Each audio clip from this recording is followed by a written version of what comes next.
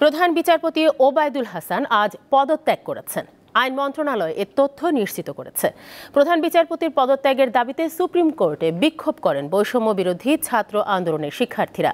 সৈয়দ রেফাত হোসেনকে প্রধান বিচারপতি হিসেবে নিয়োগের দাবি জানিয়েছেন বৈষম্য বিরোধী ছাত্র আন্দোলনের সমন্বয়ক বাকির মজুমদার। সন্ধ্যায় হাইকোর্টের সামনে শিক্ষা চত্বরে সংবাদ সম্মেলনে এই দাবি জানান তিনি। বলেন, আগামীকাল সকাল ৯টার মধ্যে তাদের দাবি মেনে নিতে হবে, তা না হলে আগামীকাল পরবর্তী কর্মসূচি ঘোষণা করা হবে বলেও জানান তিনি।